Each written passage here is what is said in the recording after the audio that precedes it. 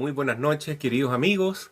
Estamos reunidos una vez más a través de las ondas FM de Radio Madre de Dios, la señal online de la radio y también por las redes sociales para hablar un tema que es muy bonito, que al menos a mí me encanta, que es la sabiduría.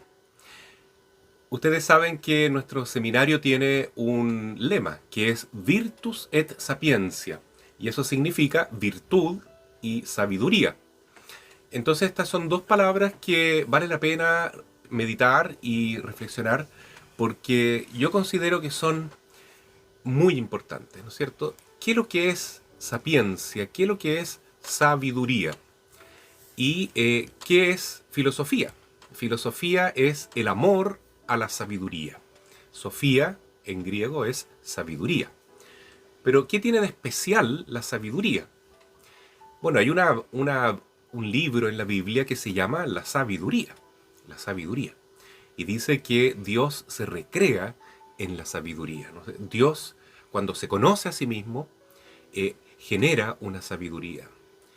Porque la sabiduría es el Hijo de Dios. Es el Hijo que engendra el Padre Dios. Dios Padre, cuando se conoce a sí mismo, ve algo, conoce algo tan maravilloso que es Dios mismo. Y esa es la segunda persona de la Santísima Trinidad. Entonces imagínense, hermanos, que la sabiduría no es solamente saber más cosas. La sabiduría es una persona. Es la segunda persona de la Santísima Trinidad. Es la sabiduría encarnada que nosotros conocemos como Jesús. Jesús nuestro Señor. Así es que por eso los hombres siempre buscan la sabiduría, porque la sabiduría no solo produce gozo en el corazón del Padre Dios, no solo genera este amor inmenso que es el Espíritu Santo, sino que también la sabiduría atrae a todos los seres humanos. Todos queremos saber. Y por eso cuando llegamos a cierta edad, que son los 7 años, nosotros queremos saber. Y empieza la edad de los por qué. Y a veces las mamás y los papás se cansan un poquito con sus niños porque ellos preguntan todo, ¿no? ¿Y por qué esto, mamá? Y uno da una explicación. Ah, pero ¿por qué eso otro? Y nunca se cansan de preguntar por qué. Entonces, querer conocer ese por qué, ese para qué, indica que en el corazón nuestro está este amor por la sabiduría, por saber las cosas en sus causas, en sus raíces, en sus fundamentos, en sus principios más profundos. Y por eso el ser humano siempre tiene este anhelo de saber, de sabiduría, y camina como filósofo. Todos somos filósofos en alguna medida, porque si no fuéramos filósofos no podríamos vivir. Es decir, si no tuviéramos un sentido para vivir, si no supiéramos un camino que recorrer, entonces no podríamos tener motivación ni siquiera para despertar, para levantarnos en la mañana y comenzar el día, porque si yo sé qué es lo que tengo que hacer, si yo sé por qué estoy viviendo, es porque al menos un poquitito de sabiduría tengo en mi corazón. ¿Mm? Y la sabiduría es lo que le da sentido a la vida. ¿Mm? Así es que es un buen tema, ¿no es cierto, Sabrina? Así es, interesante, padre.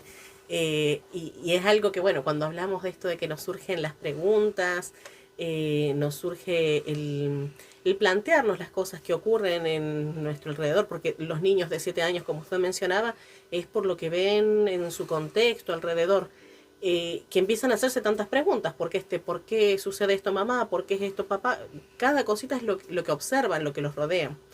Eh, pero todos naturalmente entonces en este deseo de saber, de conocer más, podríamos plantearnos que históricamente también hubo como un inicio de la filosofía, padre, en algún lugar se situó el inicio de este deseo del hombre por el conocimiento, o como decir, como sociedad, o es algo solamente que se da naturalmente en los distintos ámbitos, en los distintos lugares, porque es algo personal. No, yo pienso que usted tiene razón. Hubo un comienzo en la historia donde se inició la filosofía o la búsqueda de la sabiduría de una manera más sistemática, digamos así. ¿Mm?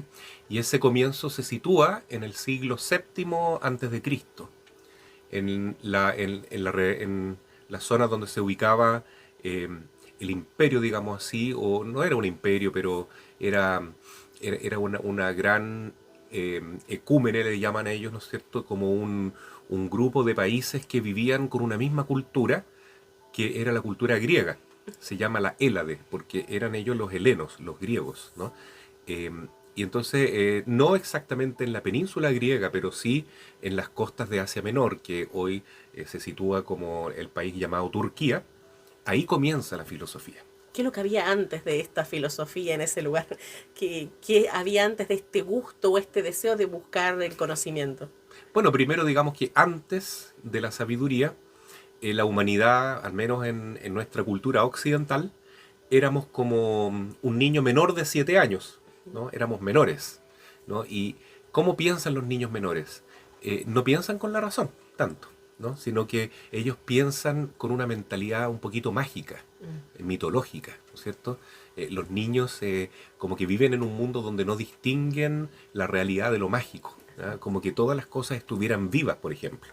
¿Ya? Y si uno le cuenta a los niños que existe el viejito Pascuero, por ejemplo, no tienen ningún problema ellos en aceptar Claro. eso, porque para los niños lo que los papás dicen es sagrado. Los papás son como dioses, así, son lo máximo, ¿no?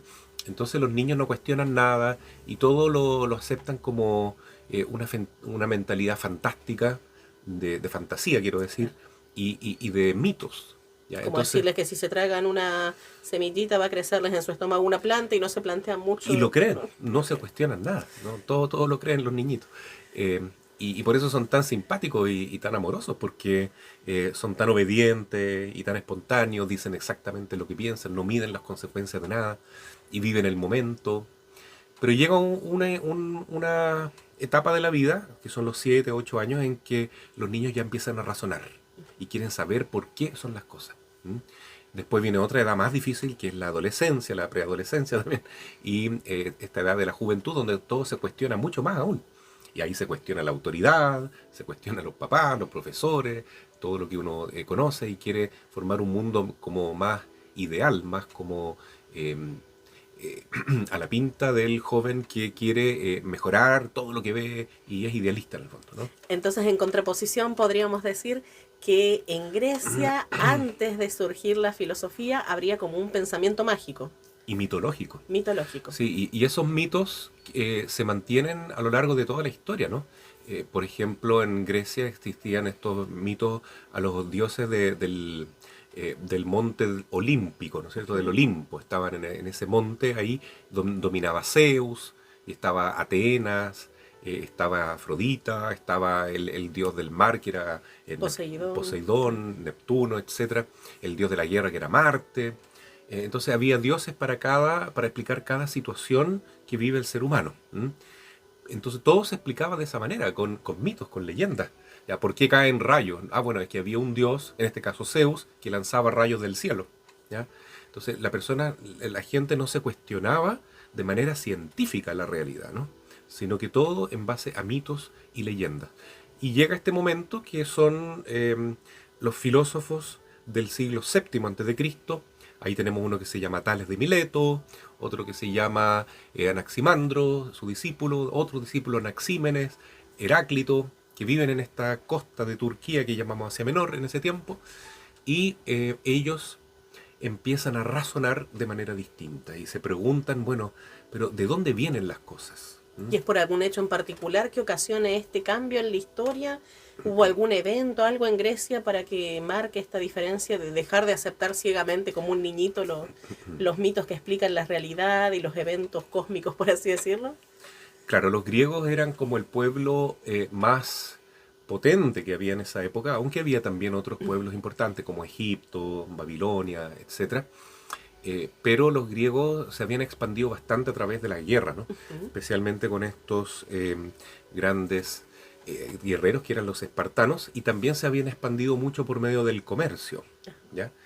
Porque en Grecia habitaban los griegos terratenientes, los dueños de los fundos de las tierras, que se enriquecieron con esas tierras, pero que se quedaron con eso nomás, ¿ya? En cambio los griegos que no tenían tierra, dijeron vamos a colonizar en otras partes y vamos a comerciar.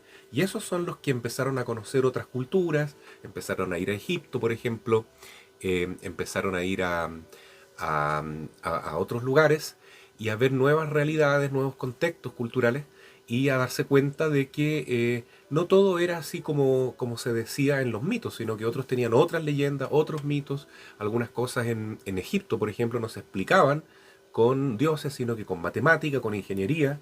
Ya, por ejemplo, en Egipto, cuando se desbordaba el río Nilo, ellos ya tenían todo un aparataje hidráulico para aprovechar las aguas del río para sembrar, ¿no es cierto?, las tierras. Entonces, y habían hecho las pirámides. Entonces ellos tenían conocimientos de matemática y otras ciencias. No se bastaban en una explicación mágica nomás para decir se desborda el río por tal evento de algún dios, el enojo de un dios No, o de claro, alguna deidad, sino que exacto. Y entonces ellos empiezan a darse cuenta que además de los mitos existe la ciencia.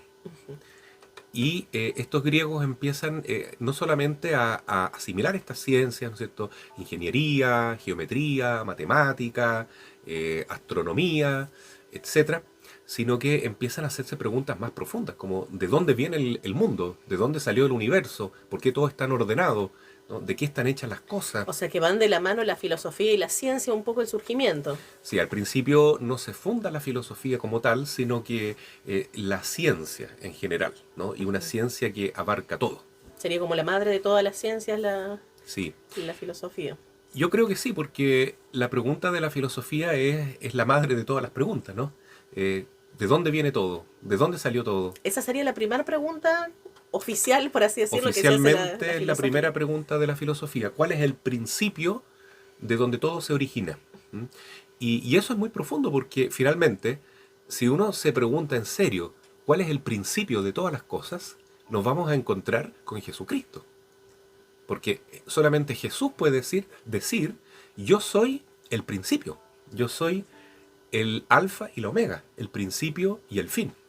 Entonces Jesús es el porqué de todas las cosas y es el para qué también, ¿no es cierto? Pero claro que los griegos en el siglo VII antes de Cristo no conocían a Jesús y no conocían tampoco la Biblia, el Antiguo Testamento. Entonces No ellos habían sido el pueblo al que se les había revelado, entonces estaban sondeando de otra manera esta pregunta. ni siquiera conocían a Dios como uno solo. Ellos pensaban que había muchos dioses, muchos dioses. Entonces, estos primeros filósofos se cansan de esta mentalidad religiosa que es inventada por los mismos hombres, porque los mitos son invenciones nuestras, son fantasías humanas, ¿no? Por ejemplo, en Chiloé tenemos el cuento de la Pincoya, ¿no es cierto? No me acuerdo cómo se llama ese barco, el Caleuche, ¿no es cierto? Un barco fantasma. Cada país, cada nación, cada cultura tiene sus Su propios mitos. mitología. Y actualmente todavía nosotros tenemos mitos. Por ejemplo, uno cuando habla con los niños, con los jóvenes, a veces ellos no conocen mucho la Biblia, pero sí conocen mitos modernos, por ejemplo, los superhéroes, Superman, Batman, Aquaman, Ultraman, no sé qué más, todos los dioses que se van creando, estos superhombres que se van generando en la fantasía humana, son mitos modernos, ¿no?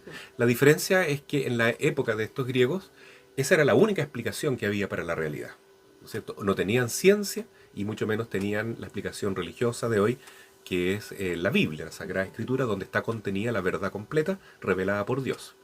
Entonces como que esto abrió las puertas a poder hacerse preguntas, dar realmente este inicio a la filosofía, este amor por el conocimiento y poder replantearse ya esta súper pregunta, ¿cuál es el origen de las cosas?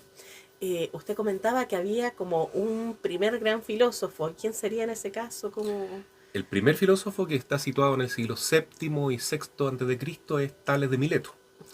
Y claro, como él vivía en esta ciudad, Mileto, cerca del océano, y había viajado mucho, él pensaba que todo estaba compuesto de agua y que todo procede del agua. Entonces el agua era el principio fundamental de todas las cosas y a eso le tenían un nombre que es Arjé. Era el Arjé. Arjé significa entonces el principio constitutivo de donde se originan todas las cosas que vemos. ¿Mm? Esa es la respuesta que él encuentra El agua. para El explicar agua. Y Tales de Mileto además fue un gran matemático, los niños en el colegio estudian el teorema de Tales, ¿no es cierto? Fue un geómetra, fue un astrónomo y fue el primer filósofo, ¿no? Y a él le gustaba mucho mirar las estrellas, entonces hay una anécdota de Tales de Mileto que es divertida, porque él estaba caminando allá en Egipto una vez mirando las estrellas y se cayó en un pozo. Entonces vino una mujer y se moría de la risa de él y decía, tú vives pensando en pajarito, en estrella y no sabes ni siquiera dónde estás pisando. Y él se creó una fama como de que era una persona muy teórica, como que era como un loco en el fondo, ¿no? No vivía con los pies en la tierra, no se preocupaba de las cosas reales de este mundo. Y él se enojó un poquito y empezó a hacer, digamos, un trabajo para demostrar que no era así. ¿Ya? Y como él tenía conocimientos de astronomía, él pudo predecir eclipses solares y predijo también una gran sequía que iba a haber en Egipto. ¿Ya? Y él sabía que tal año iba a haber una sequía, no iba a haber alimento, entonces él plantó un jardín con muchos olivos y logró almacenar mucho aceite de oliva. Y cuando vino la sequía, él se hizo rico con eso, se hizo millonario. Entonces demostró que como filósofo él no solamente, digamos, puede tener conocimiento, sabiduría, inteligencia de las cosas, sino que si quiere también puede irle muy bien en este mundo. Pero luego él abandonó toda esa riqueza, se lo dio a los más necesitados y partió de vuelta a su patria. ¿Y cómo tomó la sociedad de esa época estas respuestas que, o sea, ante esta súper pregunta que se hacía de qué es lo que es el arjé, este principio fundante de todo? ¿Cuál fue la reacción, por ejemplo, de las otras personas o los nuevos filósofos, las nuevas personas amantes de querer conocer más? ¿Se quedaron con esta respuesta o inmediatamente fue como un movimiento que surgió de seguir pensando, razonando un poco más las cosas? Claro, la gracia de la filosofía son las preguntas, no tanto las respuestas, porque si uno piensa bien, la filosofía es una ciencia de preguntas, porque es el amor por la sabiduría, ¿no es cierto? Entonces, el amor existe cuando uno busca algo y cuando uno lo tiene y lo goza, es feliz. Pero ninguna respuesta puede satisfacer al ser humano, ¿ya? Ninguna respuesta. Si uno dice cuál es el principio de todas las cosas, uno aspira a algo tan profundo, tan infinito, que ninguna respuesta realmente pudo satisfacer a los filósofos siguientes. Después de Tales de Mileto, vino uno que se llamaba Anaximandro y dijo no, que el agua en modo alguno podía ser el principio de todas las cosas, ¿no? Que el principio fundante de todo tenía que ser algo más indeterminado. Y él le llamó apeirón, ¿no? Que significa lo O sea, indeterminado. por más inteligencia que demostró, además asociado a las matemáticas, no bastaba la respuesta que daba, los demás siguieron indagando realmente. Claro, la pregunta de dónde vienen todas las cosas subsiste hasta hoy. Hasta el día de hoy nos seguimos preguntando, bueno, ¿y de dónde salió el universo? Y algunos dicen, bueno, los físicos actuales que pensaban en esta línea cosmológica eh, y todavía piensan, dicen que viene del Big Bang. Y esa teoría del Big Bang es muy interesante porque fue generada por un sacerdote católico, ¿ya? Que dijo que en el fondo todo venía de un punto tan pequeñito que era más pequeño que un átomo y eso de alguna manera se expandió y produjo al finalmente como una gran explosión de donde viene todo el universo que conocemos, ¿no? Entonces, ahí viene la pregunta filosófica después. Bueno, pero ¿y qué hay antes del Big Bang? ¿Qué hay ¿Qué antes de este origina este universo? origen? ¿De dónde salió eso? Claro, también, ¿no? Entonces, la filosofía nunca se cansa de preguntar. ¿Ya? Entonces, el primer filósofo dice, todo viene del agua. Conforme, dice, esta pregunta es importantísima, pero esa respuesta no es correcta. Entonces los filósofos posteriores empiezan a dar otra respuesta. Después viene uno que se llama Anaximandro, ya lo mencioné. Dice, todo viene de algo indeterminado, que sería como una materia o una energía totalmente difusa de la cual proceden todas las cosas. Imaginémonos como una especie de masilla o de una plasticina tal que de ahí vienen todas las cosas, pero es una materia que no tiene forma alguna, ¿ya? Es totalmente indeterminada. ¿Mm? Bueno, fue una idea nueva. ¿Mm? Pero el discípulo de Anaximandro tampoco se contentó con eso y dijo, no, las cosas vienen del aire. ¿Mm? Porque más importante que el agua es el aire, porque uno sin agua puede vivir un tiempo, pero sin aire no puede resistir ni siquiera un minuto o muchos minutos, se muere, ¿no es cierto? Entonces el aire es lo más importante. Y el aire es la fuente de la vida y también dice él, cuando el aire se comprime, se transforma en agua, y si se comprime más se transforma en tierra, y si se expande más, se dilata más, se convertiría en fuego. Entonces el aire sería la explicación de todas las cosas. Ese filósofo se llama Anaxímenes, y los tres se sitúan en este pueblo que se llama Mileto, son de Mileto. Y yo voy a hacer así como un salto un poquito más lejos, porque pensando en esto de que está tan relacionada la filosofía en sus orígenes con la ciencia, que por ahí no es algo que uno tenga tan claro. Uno puede pensar en cuál fue el origen de la ciencia y olvidarse de que está asociado con este amor por el conocimiento y por estas preguntas que tal vez no tenían una demostración científica. O sea, había observaciones de las cosas relacionadas, por ejemplo, la naturaleza, como usted explica, el agua, el aire, pero seguían indagando en un pensamiento bastante abstracto, porque intentar explicar el origen de todo sigue siendo algo muy abstracto. Hoy en día, si saltamos a la actualidad, ¿cree que cómo sería la relación entre la ciencia y la filosofía? ¿Sigue estando vinculada en este sentido o no?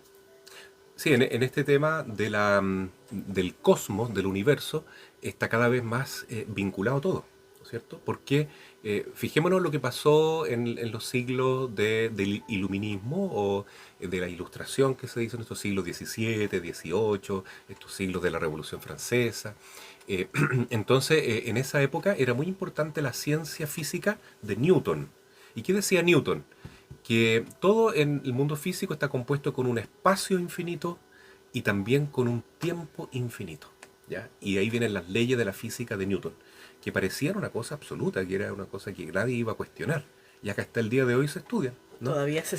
Claro, pero en el siglo XX viene otro científico que cambia todo este paradigma y dice, no, si el tiempo es relativo, ¿no? Y el espacio también es relativo. ¿Mm? Todo depende de una conciencia que esté dándose cuenta, ¿no es cierto?, de si está moviéndose algo o si está más inmóvil que otra cosa, ¿no? Entonces, en base a la conciencia, se introduce la conciencia en el mundo de la física. Ese filósofo o científico se llama Einstein, ¿m? Que dice que todo es relativo, digamos, menos la velocidad de la luz. Solamente la velocidad de la luz es absoluta. Son 300.000 kilómetros por segundo y punto. Pero dependiendo de un observador, es decir, dependiendo de una conciencia, el tiempo pasa más rápido o más lento. Y el espacio se hace más estrecho o más dilatado. Entonces, eso es impresionante, ¿no? Que haya cambiado de un momento para otro el paradigma del universo y que además se introduce ahora este tema de la conciencia, que es la vida, en el fondo, de la inteligencia que entra ahí. Y Einstein decía que en el mundo todo está hecho con un lenguaje, con una belleza, con una armonía matemática, y él pensaba que las matemáticas eran el lenguaje de Dios. Y también decía que Dios no juega los dados, es decir, que todo lo que hay en el universo está hecho con un propósito, es un diseño inteligente. O sea, es un sello, una marca de Dios, este orden que hay, esta belleza en la misma creación. Entonces, Sí, no se contrapondría la creencia, la fe contra la ciencia. para nada. Y los científicos más importantes eran creyentes, ¿no? El mismo Newton que yo mencioné era un gran cristiano, ¿no? Y dedicó una gran parte de su vida para estudiar la Biblia. Pero su ciencia, digamos así, que era tan como apegada a los sentidos, ¿no? A lo empírico se dice, ¿no? Que es ver para creer, Claro, ¿ya? Que, que pasa mucho entre los científicos de por sí. claro, que no daba tanto espacio para la figura de Dios, por ejemplo, o de la inteligencia humana. Pero con Einstein sí. Ya con la filosofía de Einstein, yo digo filosofía porque en el fondo hay un pensamiento filosófico atrás, se puede aceptar perfectamente que el universo está organizado por la inteligencia de Dios, ¿no Y es cierto? aceptar esta posibilidad de que sean realmente teorías y de que no solamente por la ciencia, nuestro alcance actual de evolución humana, de desarrollo mental, la respuesta es absoluta, sino que realmente a medida que más se descubra, más se va a poder ir conociendo también y podrían cambiar las respuestas a esas teorías. Claro.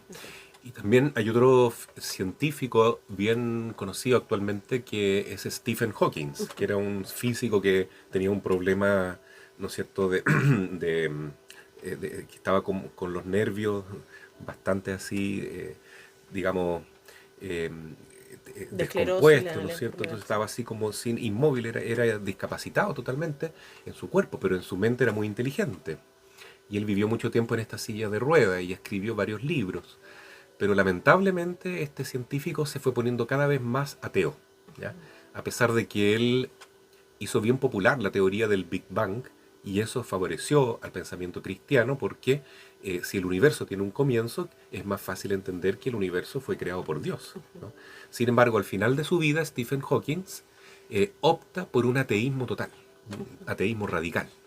Y él no quiere, y está muy enojado de pensar eh, que la gente ocupó su teoría para promover la existencia de Dios, digamos así. Claro. De hecho, cuando él habla de esta teoría del Big Bang y del origen del universo, él estaba casado con una mujer cristiana, pero después se separó de ella y empezó a tener una vida un poquito desordenada y también su pensamiento se puso más ateo. Y los últimos libros que él escribió eran totalmente ateos y él decía que el Big Bang existe, pero no procede de Dios, sino que de la nada. O sea, como que todo el universo salió de la nada. Entonces ahí realmente eso es una postura filosófica, porque uno tiene que preguntarse y cuestionarse, ¿qué quiero creer yo? ¿Quiero pensar que todo viene de la nada o quiero pensar que todo viene de Dios? En el fondo también no es solo algo de la inteligencia, sino de la voluntad. Cada persona debe tomar una opción en la vida. ¿Qué quiero yo? ¿Quiero ser un ateo o quiero ser un creyente en el fondo? Porque en todo caso, yo de acuerdo a lo que usted está contando, padre, veo que hay como evidencias que uno ve también, sin saber de física, de filosofía, pero hay evidencias que ve en la misma creación de las cuales uno se maravilla de la perfección que tiene, como hasta las matemáticas se ven reflejadas en la creación, en las formas geométricas de la naturaleza, por ejemplo. Y cómo es difícil pensar que de ese caos del origen del universo, de esta teoría del Big Bang, después pueda salir todo tan ordenado, cuando habitualmente si uno ve caos, es muy difícil que todo se acomode en orden nuevamente. Entonces es como una decisión de uno de creer que, wow, qué alineación cósmica que permitió que todo, o realmente hay una inteligencia atrás de esto, Claro. y es Dios creador que tan asociado también lo que explica el Génesis, en el cual nosotros creemos en esta explicación de cómo Dios creó el universo y cómo pudo haber sido de acuerdo a las explicaciones de la ciencia. Claro. Por eso venimos nuevamente al tema inicial, que es la sabiduría. ¿Cuál es la diferencia entre ciencia y sabiduría? Yo puedo tener mucha ciencia, pero a lo mejor no tengo sabiduría. Muy bien. Voy a poner un ejemplo. Perdón, venimos saliendo de esta gripe fuerte, ¿no?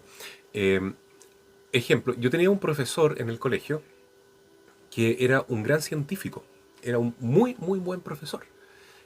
Yo me acuerdo que su clase era brillante, era un profesor que cuando hablaba de las cosas vivas, porque era, como digo, de biología, ¿no es cierto? Hablaba de cómo se forma el ojo, cómo el ojo se dilata para ver, cómo es la fotosíntesis, por ejemplo, cómo se junta la energía del sol con la vida vegetativa y se produce, ¿no es cierto?, la vida. Y todo él lo explicaba de una manera tan apasionante. Y él no leía ningún libro, simplemente él hablaba y dictaba. Y todo lo que él decía, como le nacía del corazón también. Pero él siempre terminaba sus clases diciendo, y todo esto es por casualidad nomás. Todo esto, Afirmando su ateísmo. claro, todo esto ocurre porque son leyes del universo que los átomos chocan y finalmente estas cosas pasan por azar. Y Todo es punto. perfecto por casualidad. Todo es perfecto porque, claro, porque a la suerte nomás. Y no existe Dios. Y él siempre afirmó que Dios no existe. ¿Ya? Entonces yo decía, pero ¿cómo una persona puede ser tan inteligente, tener tanta ciencia y ser tan poco sabio? Porque tener sabiduría es, desde mi punto de vista, claro, verlo todo desde Dios. Porque todas las cosas que hay son tan hermosas, tan maravillosas, tan armoniosas. La palabra cosmos significa orden. Entonces, si todo en el mundo está ordenado, bueno, ¿quién lo ordenó? ¿Se ordenó solo? ¿O existe Dios que lo está ordenando? Entonces, es mucho más sabio, desde mi punto de vista, entonces, decir que las cosas son ordenadas por Dios, por esta inteligencia suprema, providencial, que está presente en todo. ¿cierto? Y tal, Y que nos permite a nosotros también seguir el proyecto de Él, porque nosotros también somos inteligentes, hechos a imagen y semejanza de Dios, y probablemente los ángeles también, como seres inteligentes, tienen la tarea de seguir mejorando el universo, eh, embelleciendo el cosmos, ¿no es cierto? Entonces, eso yo creo que es sabiduría, verlo todo desde Dios, no desde la casualidad, desde la suerte. yo interpreto, pero tal vez es una interpretación propia, ¿no? Que también en parte esto de la diferencia entre el conocimiento, saber mucho y la diferencia de la sabiduría también en qué uso le vamos a dar a todos los conocimientos que uno tenga.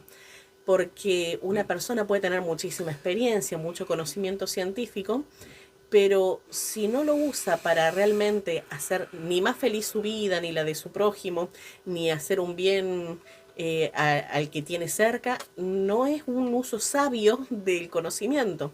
Exacto. Uno pensaría, por ejemplo, pueden tener mucho conocimiento, pero que lamentablemente eso se usa para construir una bomba atómica.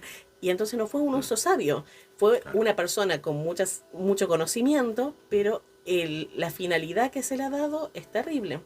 Entonces, si logro maravillarme de la naturaleza y eso me sirve para cuidarla, para usarla a conciencia, para compartir de los frutos que da con el quien lo necesita, ahí uno actúa con sabiduría realmente o por lo menos la interpretación mía, Claro, de cómo se disponga del conocimiento. claro.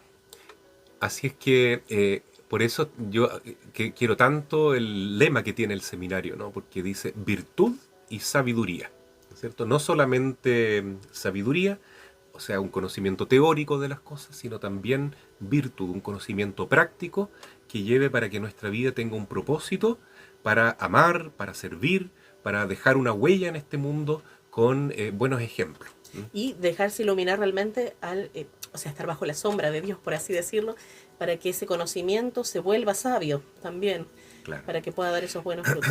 Y también a veces uno nota que la gente que no tiene mucha ciencia, que tal vez no alcanzó a llegar a la universidad o no lee muchos libros de ciencia, no sabe mucho en ese sentido, a veces tiene sí mucha sabiduría porque la vida le ha enseñado Así. y porque sabe darle a su vida un sentido, tiene un propósito de hacer más feliz la vida de las demás personas, ¿no es cierto?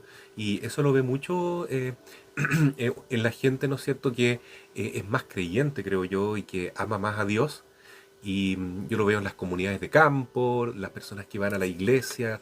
Conozco una señora que en Alepúe camina, pero kilómetros y kilómetros por los cerros para llegar a la capilla, para hacer su catequesis, para participar en la iglesia. Y sale gozosa ella de alabar a Dios, de encontrarse con la comunidad, de poder transmitir su fe, compartir su fe. Y yo digo, ahí hay sabiduría, ¿no es cierto? Porque cuando uno emplea su vida para servir a Dios y para compartir la fe, entonces realmente le está dando un propósito el más bonito a la vida, ¿no? Y por eso también podemos decir que muchas veces son los adultos mayores los que tienen tanta más sabiduría porque la han adquirido justamente en esa experiencia de vida de haber descubierto lo que es el error y el acierto y saber aprender de esos errores. Y en la fe también, cuando vamos aprendiendo, cuando nos alejamos de Dios, cómo se oscurece la conciencia de uno y si está la posibilidad de que nos acerquemos a Él nuevamente, se manifiesta el Espíritu Santo realmente también con este don que es la sabiduría. Sí. Y yo creo que en los países, en las sociedades, que hay más sabiduría, es cuando hay más respeto por los ancianos, por la edad de oro, como se dice, ¿no es cierto? Porque eso ocurre mucho, ¿no? Que en África dicen que hay pueblos donde cuando muere un viejito es una tristeza total.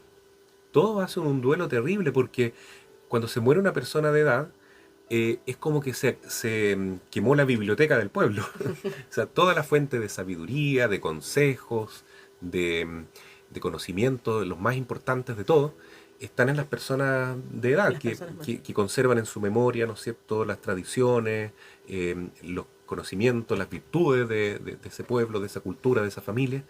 Y cuando se muere entonces una persona de edad, se nos muere un ser muy querido, porque se nos muere una fuente, un manantial de amor, de sabiduría, que le da sentido a nuestra vida. Y una pena cuando ocurre en nuestra sociedad actual, esta como idolatría de la juventud. O sea, como que todos quieren ser jóvenes. Hasta los viejos quieren ser jóvenes y quieren imitar a los jóvenes. Entonces, ¿por qué? Porque se está idolatrando la juventud como tal. ¿Mm?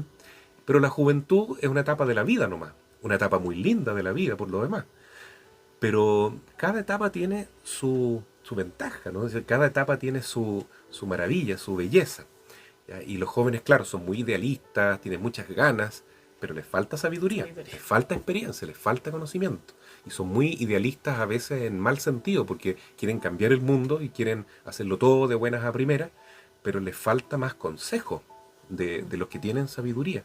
Y a veces la realidad les choca, ¿no es cierto? Chocan con la realidad. Y es lo que jóvenes. nos ocurre un poco a nivel histórico también, cuando vemos por qué se repiten tantas veces los eventos en la historia.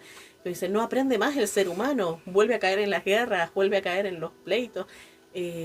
Las mismas cosas se repiten y escucharon a los ancianos, escucharon a los mayores que ya vivieron seguramente algo de esto y tienen para decir cosas y tienen para enseñarnos para que no volvamos a caer en los mismos errores. Claro. Yo creo que una buena conclusión que podemos sacar hoy día es la importancia de valorar de nuevo las autoridades, ¿no es cierto? Toda autoridad hoy en día en nuestra sociedad actual está muy en decadencia, ¿no? Está muy desvalorada. Entonces, la autoridad del papá y la mamá, la autoridad del profesor, la autoridad del sacerdote, de la religiosa, del catequista, del animador, la autoridad de un gobernante, de un legislador, de un militar, de toda persona que tiene un puesto en la sociedad para dirigir a sus hermanos. Hoy en día hay que rescatar eso. ¿M? Y tratar de que, como decían filósofos tan notables como Sócrates o Platón y el mismo Aristóteles, ojalá que los guías de la sociedad sean más filósofos, tengan más sabiduría, porque todo el mundo, ¿no es cierto?, andaría por mejor camino. Una última pregunta le quiero hacer antes de finalizar. Volviendo a la sabiduría, pensándolo como un don del Espíritu Santo y la presencia misma de Dios, que Él es la sabiduría misma. ¿La sabiduría es algo que se debe cultivar o es algo que se le debe pedir a Dios? Las dos cosas, ¿no? La sabiduría hay que buscarla, hay que trabajarla, pero también hay que pedirla sobre todo, ¿no? Porque la sabiduría es, como digo, encontrarnos con Jesucristo. Entonces, ¿cuál es la mayor sabiduría de todas? Yo pienso ir a una iglesia, por ejemplo, y mirar a Jesús. Ir a la capilla de adoración perpetua y contemplar a Jesús. No creo que haya una sabiduría mayor que esa. ¿Mm? O bien tomar la Biblia, sacarle el polvo, abrirla y comenzar a reflexionar con ella. Momentos de encuentro con Dios. Esa es la sabiduría mayor. Pero para eso debemos hacer un trabajo previo, ¿no es cierto? Tenemos que animarnos, tenemos que ir dejando de lado, ¿no es cierto?, otras costumbres que tenemos, otras entretenciones que habituamos a hacer y darle más tiempo a las cosas de Dios, ¿no? Para pensar con Dios, para verlo todo desde el amor de Dios y desde esta fuente mayor de sabiduría que tenemos en la palabra, ¿no? En la palabra que Él mismo nos ha revelado. Muchas gracias, Padre. Le pido entonces para que vayamos cerrando el programa este del día de hoy y invitarlos a que en otra oportunidad también sigan acompañándonos, a quienes acompañan desde las redes sociales o desde la radio, para que sigamos recibiendo un poco de formación y reflexionemos nosotros mismos, nos pongamos a pensar un poco más en esto del conocimiento, el amor por el conocimiento y pedirle a Dios este don de la sabiduría también. Le pido su bendición, Padre, para nosotros. Bueno, vamos a pedir hoy día esta bendición, dar siempre la sabiduría sin miedo, aunque hoy en el mundo se diga que ya no existe la verdad, que cada uno tiene una verdad según su conveniencia. Pero nosotros como cristianos al menos queremos luchar por esa sabiduría, por esa verdad que no cambia, y que es Jesucristo y que está presente o debe estar presente en todos los momentos de nuestra vida. El Señor esté con ustedes y con tu espíritu. Y les bendiga Dios Todopoderoso, Padre, Hijo y Espíritu Santo.